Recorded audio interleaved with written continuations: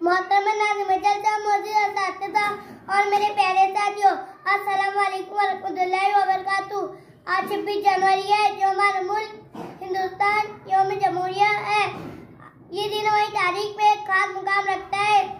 आज के दिन 1950 में हमारा आईन नाफिज हुआ और जमहूरिया और हिंदुस्तान एक जमहूरिया रियासत बनी। याद रखिए, जमहूरियत सिर्फ वोट डालने का नाम नहीं, बल्कि अवाम की ताकत और उनके हुकूक की हिफाजत का निजाम है। हमें अपनी जिम्मेदारियों को समझना होगा और अपने मुल्क आईन उसूलों की पासदारी करनी होगी। आज मैं तमाम नौजवानों से दरख्वास्त करता हूँ कि वो खुद को इस कौम का मजबूत सुतून बनाए और नफरत और तकसीम के सियासत से दूर रहे और भाईचारे, इत्तेहाद और मोहब्बत का पैगाम आम करे।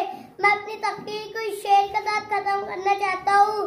दिलों में रोशनी, ज़बान पर वक्त चिराग हो और कदम पर इत्तेहाद और अमन का सुराग हो, न जात पात की दीवारों, न नफरत का निशान।